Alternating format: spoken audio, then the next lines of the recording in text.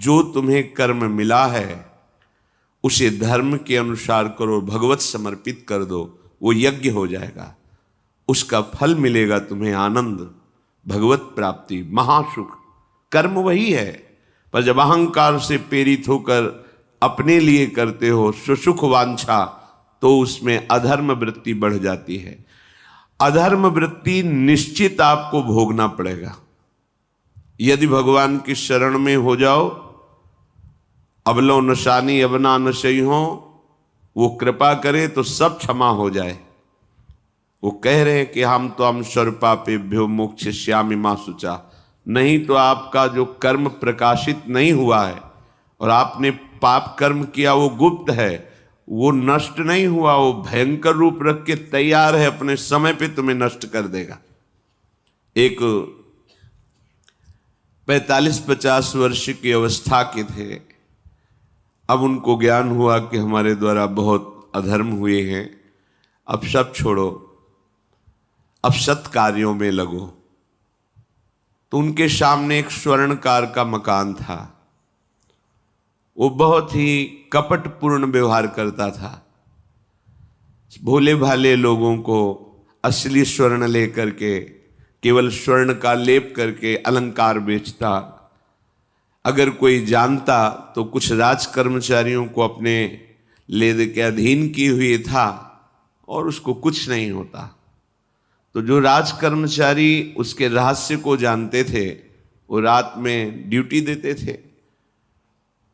उन लोगों ने सोचा कि इतना धन इसने इकट्ठा किया है, अगर हम इसको मार देते हैं और इसका स्वर्ण ले लेते हैं तो कोई रिपोर्ट करने वाला भी नहीं होगा और हम बहुत धनी हो जाएंगे।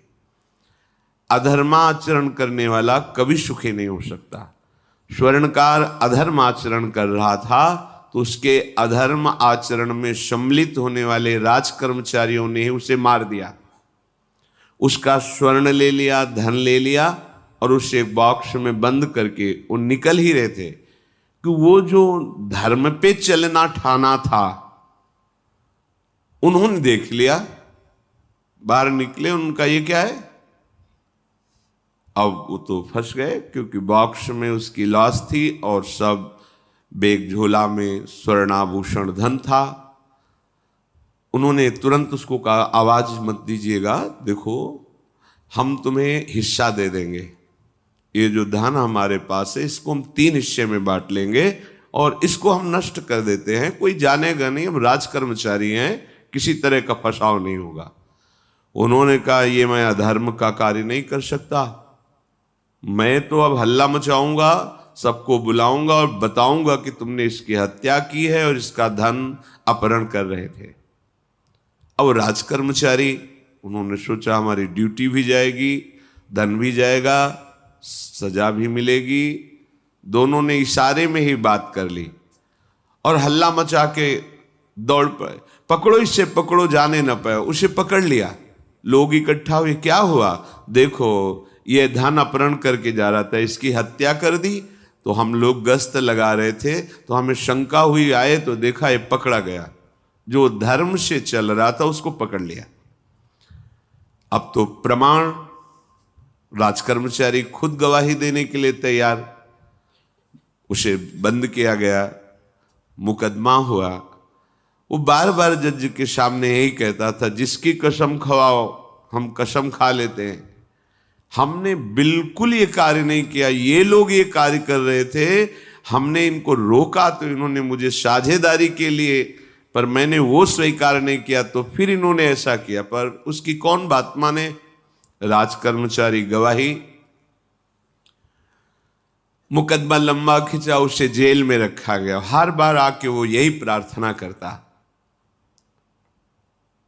कई वर्ष तक चलता रहता मुकदमा, जेल का उसे बड़ा कष्ट भोगना पड़ता।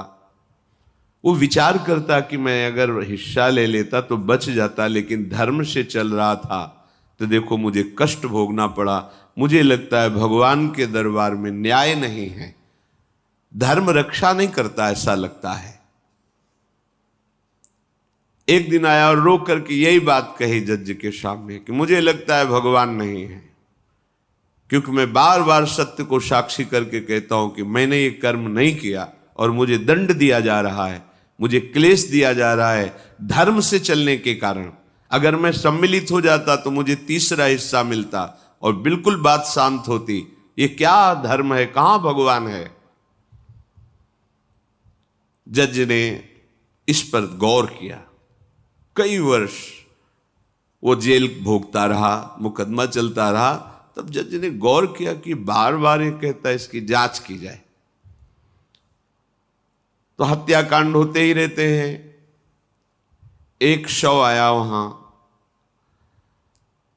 जज ने मंगवाया था, जो पोस्टमार्टम के लिए जाता मंगवाया, और कहा देखो इसका कोई नहीं है, अंतिम संस्कार के लिए अपने ही लोगों को जाना है। तो 2 कर्मचारी जो थे सरकारी, जो स्वर्ण चोरी में सम्मिलित थे, उनको और उसको कहा कि बस तुम थोड़ी देर नदी के किनारे बैठे रहना, हम और लोगों को लेकर के आते हैं। और एक आदमी को छुपा के बैठा लिया और राज कर्मचारी नदी के किनारे शव को लेकर बैठे। उसको देखा जिसको बहुत कष्ट दिया जा रहा था, सारा आरोप उसके ऊपर था, जो धर्म से चल रहा था। उसे कहा माना नहीं ना, अगर मान लेता तो तीसरा हिस्सा भी मिल जाता, बात वहीं खत्म हो जाती है। देखा, फंसा दिया, तेरे को आजीवन कारावास मिलेगा, कोई नहीं बचा सकता तेरे को। मेरी बात नहीं मानी, कह रहा था हल्ला मचाऊंगा, ऐसा वैसा, अब भोग। तो जज के द्वारा जो एकांत में बैठाला हुआ आदमी था, उसने पूरी बात सुनी। इसीलिए ये नाटक रचा गया था। तीनों को बुलाया और कहा तुम निर्दोष हो उस धर्मात्मा से। स्वयं इनकी आवाज से हमने सुना, ये कह रहे थे जो तुम बात कह रहे थे। तो उसने कहा कि ये तो ठीक है, अब निर्णय ठीक कर दिया, लेकिन अब कई वर्षों से मैं दंड भोग रहा था, ये कौन सा न्याय है? किस अपराध के कारण? मैं तो धर्म से चल रहा था, इसमें किंचन मात्र मेरा कोई अपराध नहीं था। फिर कई वर्ष से मैं सजा क्यों भोग रहा था? बार बार प्रताड़ना, नाना प्रकार के कष्ट क्यों भोगा मैं? जज ने कहा तुम हृदय को साक्षी करके बताओ, क्या कोई ऐसा अपराध किया है जिसका प्रकाश ना हुआ हो और तुम्हें दंड ना मिला हो? हम अब उसका कोई दंड थोड़ी तुम्हें देंगे, लेकिन तुम्हारे अंदर जो भगवान के प्रति आरोप है उसका निराकरण हो जाएगा। उसने कहा हाँ, यौवन अवस्था में मैंने किसी स्त्री को ऐसा ऐसा, और वो विरोध करने पर भी उसे मार दिया और आज तक बात कोई प्रकाशित नहीं हुई। तो बोले फिर भगवान को क्यों दोष देते हो? वो कर्म तुम्हारा दंड अगर मिल जाता तो नष्ट हो जाता, वो कर्म सुरक्षित है।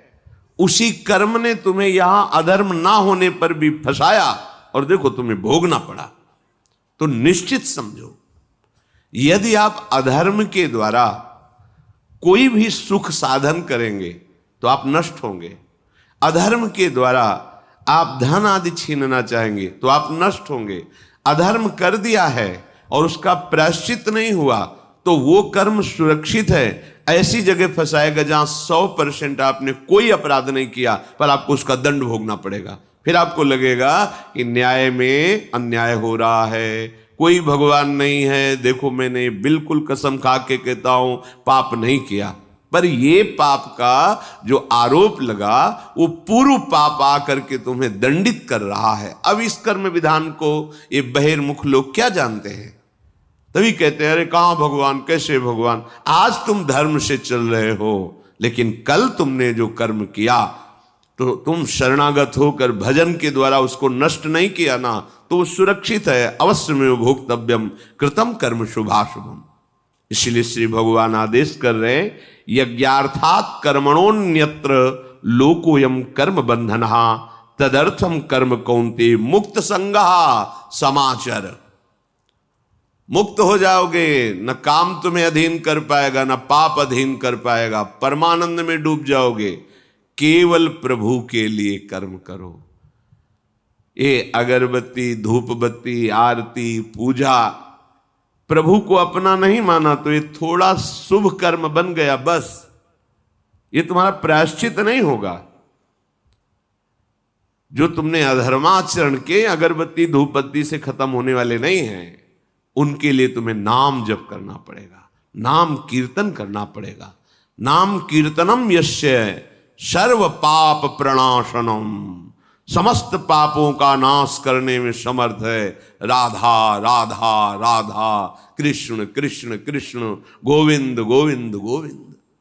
भगवन नाम, अगर भगवन नाम का आप निरंतर जप करने लगे तो आप स्वयं तर जाएंगे और लोगों को तार देंगे। मम भक्तियुक्तो भुवनम पुनात् सतरति सतरति सा लोकान तारयति। जो भी कर्म कर रहे हो वो भगवान के लिए भावना करो, उस कर्म को भगवान को समर्पित करो, तो तुमसे पापाचरण नहीं होगा।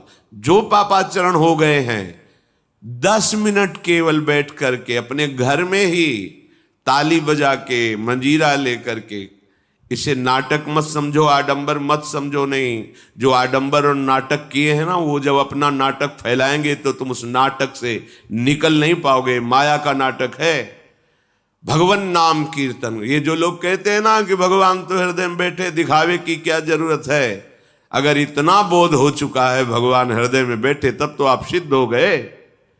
केवल वाणी से बोल रहे हो, मन मानी आचरण कर रहे हो, दुर्गति को प्राप्त हो रहे हो, तो है ना सबके हृदय अछत विकारी, पर सकल जीव जग दीन दुखारी। सबके हृदय में बैठा है, पर दुर्दशा रोक रहा है क्या वो? क्यों? क्योंकि तुम केवल बातों से कहते हो सबके हृदय में बैठा है। ऐसा अनुभव किया? अगर ऐसा अनुभव किया तो बेविचार किसके साथ करते हो, चोरी किसकी करते हो, हिंसा की, कपट किससे, द्वेष किससे?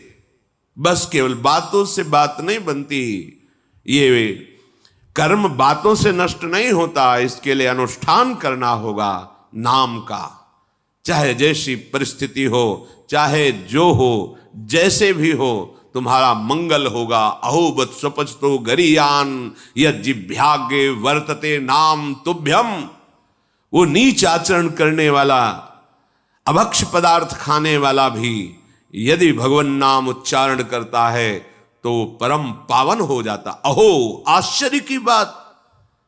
बड़े बड़े प्रायश्चित जिसे पावन नहीं कर सकते, भगवान नाम उसे पावन कर देता है। जैसी हरिवंश विचार के मनुज देह गुरु शरण गही, सकई तो सब पर पंच तजी कृष्ण कृष्ण गोविंद कही। कृष्ण कृष्ण गोविंद क्या जाता है? हम तो ये नहीं कह रहे कि तुम नहा के जपो, तुम ऐसा को, जैसे हो जहां हो, गोविंद गोविंद राधा राधा राधा वल्लभ श्री हरिवंश, तुम पावन हो जाओगे प्यारे। तुम्हारी दुर्गति, तुम्हारी विपत्ति, तुम्हारी उन्नति में जो बाधक कर्म है उनको नष्ट करो। किसी से भीख मांगने की जरूरत नहीं, कृपा की। अगर नाम जप नहीं तो कहीं भी भाग के चले जाओ, देख लो तुम्हें क्या मिलता है। नाम जप करो, तुम स्वयं देने वाले बन जाओगे। मांगना मिट जाएगा जन्म जन्म का। विश्वास करो, जैसे भी हो। नहीं छोड़ पा रहे गंदी बातें, शुरू करो। नाम को तो अंदर लाओ, वो तुम्हें इतनी सामर्थ्य देगा, सब छूट जाएगा, सब छूट जाएगा। विश्वास करो। आज तक जितने बड़े बड़े ऊंचाई के पद पर पहुंचे हुए महात्मा हैं, सबके मूल में नाम पाया गया। निरंतर नाम जप, निरंतर अभ्यास करने से होता है। विश्वास करो, इसके बराबर न तीर्थ याटन है, न कोई अन्य साधन है। नाम कलयुग केवल नाम आधारा, सुमिर सुमिर नर उतर ही पारा। जिसने नाम का आश्रय ले लिया महासुखी हो गया। पर जब तक तुम्हारे पाप कर्म भस्म नहीं होते, तब तक तुम्हें आनंद नहीं मिलेगा। इसलिए विश्वास करके दीर्घ काल तक सम्मान पूर्वक, आदर पूर्वक हृदय में नाम जप करो। जब पाप वासनाएं नष्ट हो जाएंगी, पाप प्रवृत्ति नष्ट हो जाएगी, तब आनंद की धारा, तुम्हें कोई भी विपत्ति, कोई भी संकट परास्त नहीं कर पाएगा। प्रश्न होता है कि हम बहुत प्रयास करते हैं पर सफलता नहीं मिलती। प्रयास को कहते हैं पुरुषार्थ, और सफलता नहीं मिली उसको कहते हैं प्रारब्ध। कभी कभी प्रारब्ध बहुत जोर का होता है, जो बड़े बड़े ऋषि मुनियों के ऊपर भी हावी हो जाता है। पर पुरुषार्थ व्यर्थ नहीं जाता। यदि वो सत है तो तुम्हारा पुरुषार्थ भी तो असत है। अगर राधा राधा बीच में बोलते रहो और प्रभु की भावना कर लो कि 8 घंटे से जो काम कर रहा हूं वो समय और वो कार्य दोनों प्रभु को समर्पित करते हैं, अब ये सत्य पुरुषार्थ हो गया। अब प्रारब्ध को बदलने की सामर्थ्य आ गई तुम्हारे पुरुषार्थ में। खिलवाड़ नहीं है जो तुम एक भी कर्म करते हो, वो कर्म सुरक्षित है, वो तुम्हें दंड दे के रहेगा या तुम्हें सुखी करके रहेगा। असत है, पाप है तो दंड देगा, सत है, सुकृत है तो सुखी करेगा। विश्वास मानिए, ये सत्य वार्ता है, ये कोई चाटुकारिता की बात नहीं है। सत्य में सत्य रहता है, चाहे जो युग हो, चाहे जो समय हो, सत्य अपना प्रभाव दिखा के रहता है। इसलिए भगवान का आदेश है, तुम्हारा जीवन भगवत प्राप्ति के लिए, आनंद में डूबने के लिए, मस्त होने के लिए मिला है। ये मस्ती नशा में नहीं है, ये मस्ती दूसरों के शरीर का मांस खाने में नहीं है, ये मस्ती दूसरों की हिंसा व्यभिचार इसमें नहीं है। मस्ती है स्वात्मानंद की। जब कोई चाह नहीं, कोई परवाह नहीं, मृत्यु भी एक खिलौना लगने लगे, उसे मस्ती कहते हैं। वो मस्ती आती है भगवान नाम जप से। शुद्ध ज्ञान का प्रकाश हुआ, मरने का भय खत्म हो गया, क्योंकि शरीर राग नष्ट हो गया। इसलिए सावधान होकर जो जहां जैसी भी परिस्थिति में हो, भगवान नाम सदैव अपने पास रखो। राधा राधा, कृष्ण कृष्ण, गोविंद गोविंद। देख लेना, निहाल हो जाओगे, निहाल हो जाओगे, मस्त हो जाओगे। हमारी बात मान लो, हमारी प्रार्थना मान लो, कुछ इसमें नहीं लगता है। इसमें न पैसा देने की बात कर रहे, ना कोई संयम नियम की बात कर रहे। जैसे बने, मन नहीं लगता, मत लगने दो, ये बड़ा दुष्ट है। ये लगता है हमें दुर्गति कराने के लिए। अगर इसकी हां में हां मिलाओगे तो ऐसे निंदनीय कर्म कराता है, घृणा होती है अपने मन से। देखो ना, झांक के देखो ना मन को, कभी ये तृप्त नहीं हुआ। वही गंदी बात, वही गंदा चिंतन, वही गंदे आचरण की प्रेरणा। इस दुष्ट को मित्र मानते हो, ऐसे मन को। जो हमारा खास दुश्मन है वो मन है। वासनाओं में फंसा हुआ, वासनाओं की प्रेरणा करने वाला दुश्मन मन है। इस मन को डंडे से मारो। डंडा है हरिनाम। जितना जपोगे मन उतना ही सावधान रहेगा। कृष्ण कृष्ण, गोविंद गोविंद गोविंद, निरंतर रटन करो। राधा राधा राधा। क्या जाता है? जिह्वा से नाम उच्चारण कर रहे, शरीर से अच्छे कर्म कर रहे हैं, विचार अपने आप पावन होने लगेंगे। विचार पावन हुआ तो महात्मा हो गया, चाहे वो गृहस्थ हो, चाहे वो विरक्त हो। तो ध्यान दीजिए, हमारे पुरुषार्थ को प्रबल करने वाला और प्रारब्ध को नष्ट करने वाला एक ही महान समर्थ है, भगवान नाम। इसके सामने कोई साधन बराबरी नहीं कर सकता। ये महामहिम नाम भगवान का है, भगवान को भी अधीन करने की सामर्थ्य रखता है।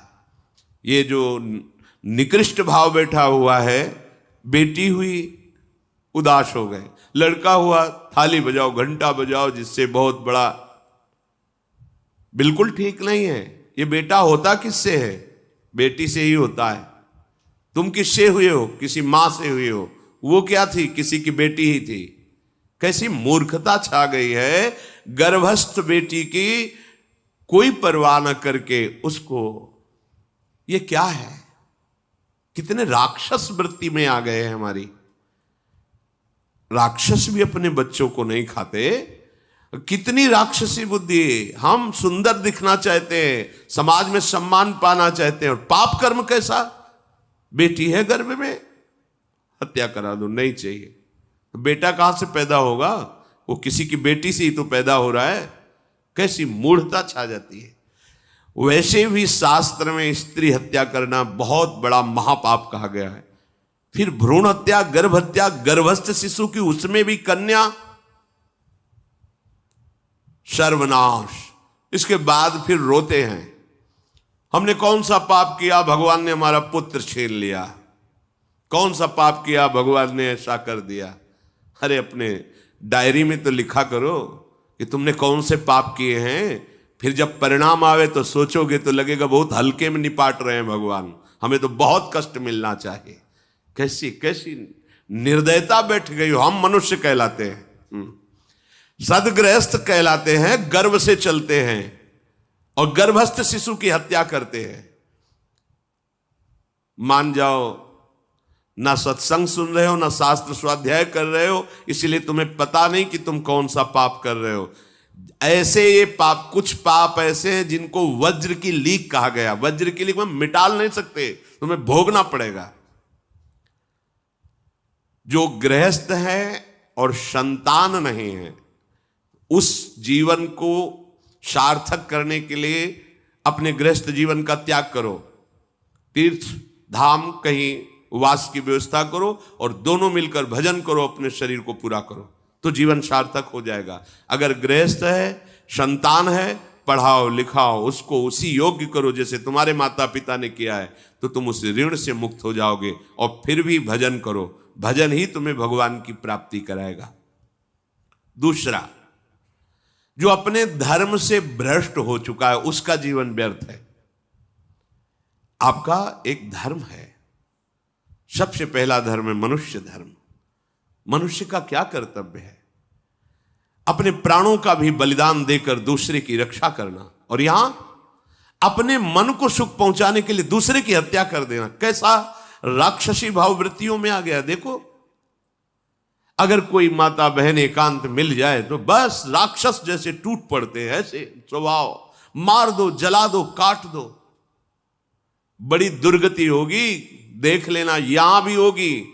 छुपा के भी कर लो, तब कर्म प्रकाशित होगा। जब तुम अपराध नहीं करोगे, अपराध नहीं करोगे, तब वो अपराध तुम्हें फंसाएगा और जीवन भर रुलाएगा। मरने के बाद नर्क मिलेगा। नर्क माने बड़ी जेल है, वो बड़ी जेल, ये छोटी जेल है।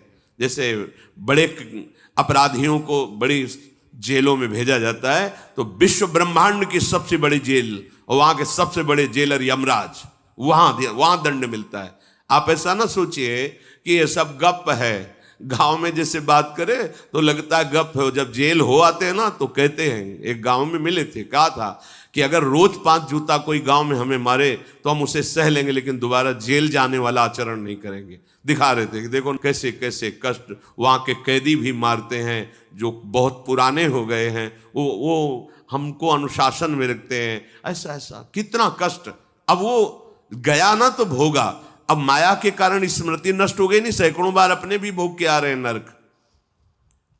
दूसरे, उसका जीवन नष्ट है जो धर्म का त्याग कर चुका है।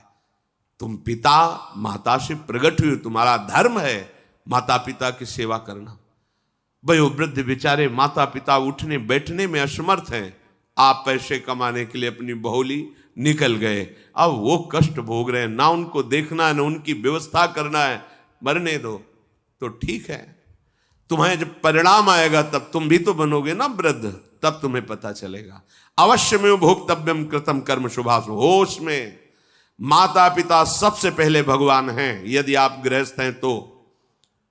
अगर आप बाल्यावस्था से भगवान के मार्ग का अनुसरण कर रहे हैं तो फिर भगवान प्रणत कुटुंब पाल रघुराई, भगवान व्यवस्था कर देते हैं।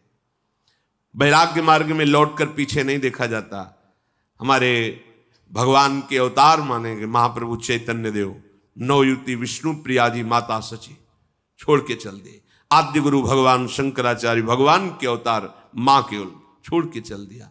भगवान के मार्ग में यदि ऐसे चले तो भगवान संभाल लेते हो, परम पद मिलता है 21 पीढ़ियों को। मां तो बिल्कुल नजदीक है, 21 पीढ़ियों को भगवत प्राप्ति हो जाती है। और शब्द है प्रणत कुटुंब पाल रघुराई, भगवान स्वयं उसके परिवार का पोषण करते हैं। पर यदि गृहस्थ धर्म में हो और अपने माता पिता का त्याग कर दिया, उनकी सेवा नहीं करते, वो दुख भोग रहे, तो नरक यंत्रणा मिलेगी और जीते जी तुम उन्नति को प्राप्त नहीं हो सकते। तुम्हें भले उन्नति दिखाई देती हो, बाद में परिणाम देख लेना आप। तीसरा, जो दूसरों के भोजन छीनने की चेष्टा में रहता है, कैसे इसका धन अपहरण कर लें, कैसी जमीन अपहरण कर लें, कैसे इसकी अव्यवस्था पैदा कर दें इसके जीवन में, जो केवल अपने ही सुख को देखता है उसकी दुर्गति होती है। तीसरा, उसका जीवन व्यर्थ है। जो दूसरों के सुख का अपहरण करके सुखी होना चाहता है, सदैव केवल अपने सुख में डूबना, सोचना कैसे मैं सुखी हो जाऊं, अधर्माचरण करूं, छीन लूं, क्या करूं, कैसे करूं, उसका जीवन व्यर्थ है। और चौथा, जो आए हुए साधु महात्मा अतिथि का अनादर कर देता है, अपमान कर देता है, सारे सुकृत नष्ट हो जाते हैं।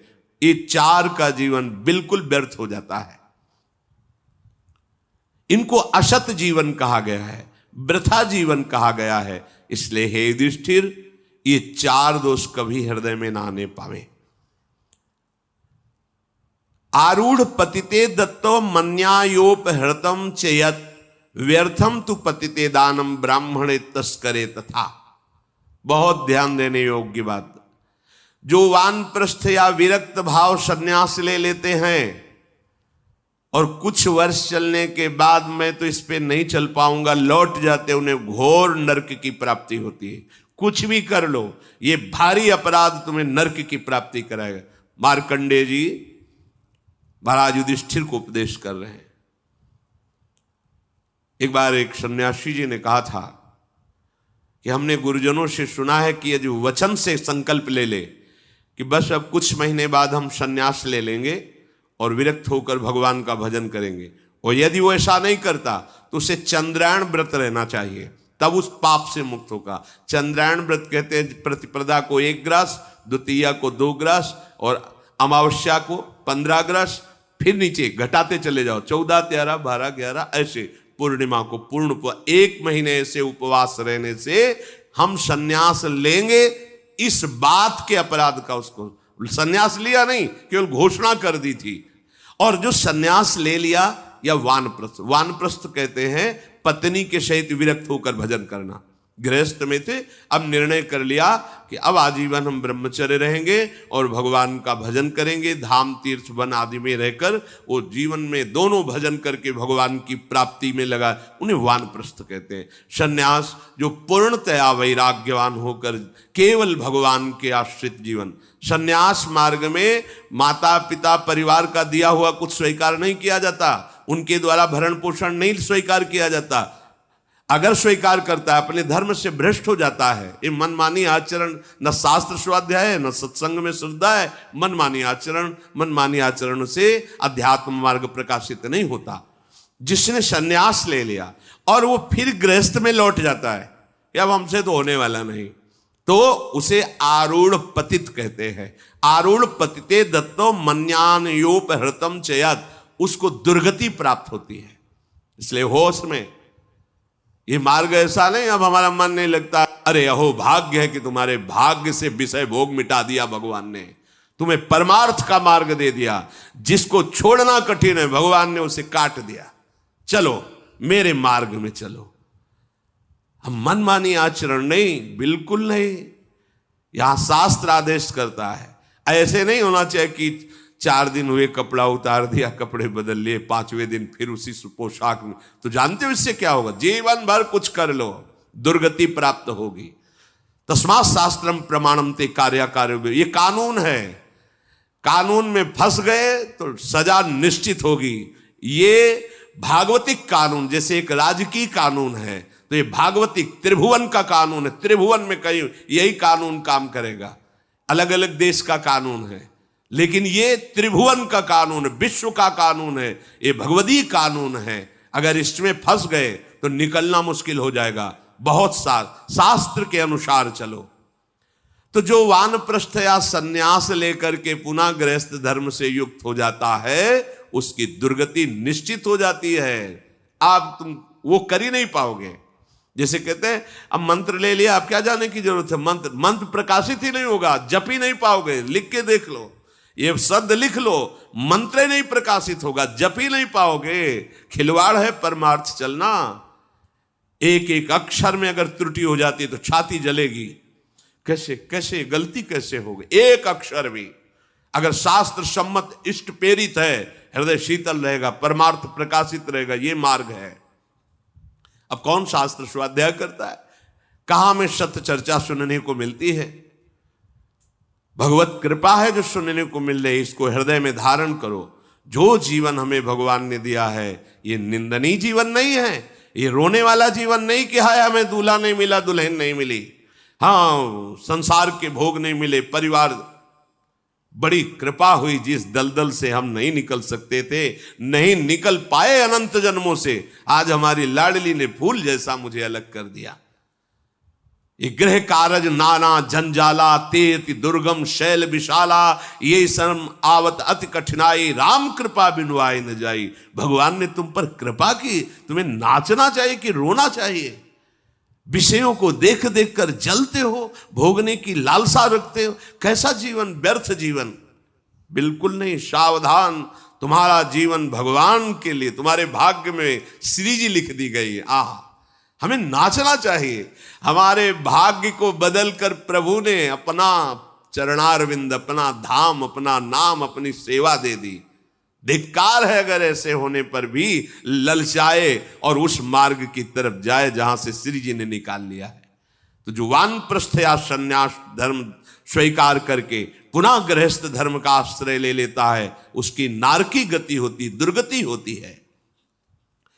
और जो पापाचरण करके, अन्याय से, अधर्म से छीन झपट करके धन, और सोचता है उसमें कुछ दान कर देंगे। जैसे किसी ने प्रश्न किया था ब्लैक और व्हाइट, कि अब हम तो ब्लैक और व्हाइट का मतलब काला और सफेद समझते हैं, तो काला धन का मतलब होता होगा अधर्माचरण या जो राजकीय विभाग से पास ना हो, उसे ही काला धन कहते होंगे। तो काला धन काला ही रहता है, कोई व्हाइट नहीं कर सकता उसे। जमा कर लो, एक समय आएगा कि ट्रक में लद के सब चला जाएगा, तुम भी लद के चले जाओगे। अगर वो समय ना आया तो यमराज के दूत तुम्हें ले जाएंगे, सब यही पड़ा रहेगा। होश में चलो। दान किसे कहते हैं? खूब मेहनत करो, धर्म से कमाओ, फिर उससे एक रोटी की व्यवस्था किसी की भी कर दो, उसे सतदान कहते हैं। लाखों बेईमानी से कमाए, अधर्म आचरण से दूसरों को चूस चूस के ऐसा दुख दे कर, फिर सोचा कि लाख में 10,000 दे देते हैं, व्हाइट हो जाएगा। व्हाइट नहीं हो जाएगा, ये और तुम्हारे ऊपर आक्रमण कराएगा, क्योंकि जिनको दे रहे हो उनकी भी बुद्धि तो भ्रष्ट होगी, तो तुम्हारा अधर्म बनाना, हाँ, व्हाइट नहीं होगा, फाइट होगी। मार पिटाई शुरू करवाएगा, वो ऐसे आचरण करवाएगा, जहां जाएगा वहां खोपड़ी फोड़ेगा, उसका परिणाम जब आपके आएगा तो आपकी खोपड़ी फूटेगी। व्हाइट तो तब हो सकता है जब व्हाइट चलो। व्हाइट का तात्पर्य होता प्रकाश, श्वेत, ये लक्षण सतोगुण का। सात्विक भाव से चलो, मेहनत की कमाई से, पसीना चुहा के खूब मेहनत किया और फिर किसी को दिया, तुम्हारा परिवार उन्नतिशील रहेगा, तुम्हें लोक परलोक में सुख प्राप्त होगा। अन्याय से कमाए हुए धन का दान पतित कर देता है, पतित कर देता है। अब इसमें एक उपाय है, मुझे पता नहीं था, प्रमादवश मेरे से गलती हो गई, कभी जीवन में गलती नहीं करूंगा, अब सुधार के लिए करो, हो जाएगा। मुझे पता नहीं था, मैंने कभी सुना ही नहीं था, बस यही था कि धन प्राप्त करूं, धन प्राप्त करूं, और गलती हो गई। अब मुझे पता चला कि मैंने गलत किया है, तो अब लो नशानी, अब ना नशे करो, गौ सेवा, संत सेवा, ठाकुर सेवा, गलती आगे से नहीं करूंगा। ये एक सूत्र बहुत बढ़िया, अबलो नशानी अबना नशे, ये सबको पावन कर देता है, सब कुछ पावन कर देता है। पर ये ऐसा नहीं कि हम 100 कमा रहे हैं बेईमानी से तो 10 देते रहेंगे तो 90 व्हाइट होते रहेंगे, ऐसा कदापि कहीं नहीं लिखा। ये शास्त्र है, तस्मात् शास्त्रम प्रमाणन्ते। कई बार लोग प्रश्न करते हैं इस विषय का, ध्यान से सुन लो। अन्याय से कमाया हुआ धन अगर उसे हम दान भी करते हैं तो वो पतित ही करेगा, गिराएगा ही, किसी काम का नहीं है। आगे वर्णन कर रहे हैं कि धर्म से कमाया हुआ दान अगर ऐसे को दोगे तो वो भी व्यर्थ हो जाएगा। कैसा? मिथ्यावादी, पापाचरण करने वाला, झूठ बोलता है, पापाचरण करता है, और आप उसे दान कर रहे हैं, बाद में वो पाप करेगा तो उसका फल आपको मिलेगा। उसके पाप के बढ़ावे में आप साझेदार हुए, आपका जो दान था उसके पाप में बढ़ावा देगा, आपको उसको साझेदारी का फल भोगना पड़ेगा। कृतज्ञ, जो दूसरे के किए हुए को उपकार को नहीं मानता, अभिमानी और मदिरा पान करने वाला, अब आपसे पैसा लिया, शराब पिया, गंदे आचरण किए, आप उसके हिस्सेदारी बने। ऐसा थोड़ी दान की कोई मांग रहा है दे दो, बहुत पात्र और अपात्रता का निर्णय करके दिया जाता है। ऐसे नहीं कि मांग रहा है तो देना ही पड़ेगा, नहीं, हमें अधिकार समझ में आवे कि हमारे द्वारा दिए हुए धन का सदुपयोग हो रहा है, वहां पात्र देख करके धन आदि का दान किया जाता है।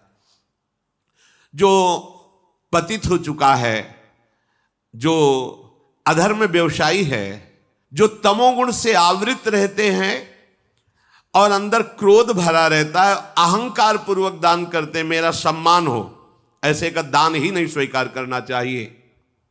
ऐसे का दिया हुआ दान व्यर्थ हो जाता है, उसे निश्चित अन्य योनियों में जाके कष्ट भोगना पड़ता है। तामसी अहंकारी दान करने वाला परिणाम में दुख ही भोगता है। मैंने दिया, ये मैंने बनवाया, ये मैंने किया, ये तमोगुण का लक्षण अहंकार है।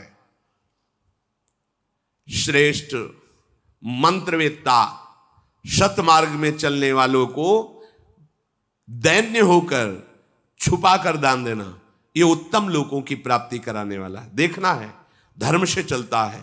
हम जो धन देंगे उसका धर्म में प्रयोग होगा। मंत्रवेत्ता है, निरंतर मंत्र का अनुष्ठान करता रहता, पावर है। अगर हमारा धन ऐसी जगह गया तो हमारे पापों का नाश करके उत्तम लोगों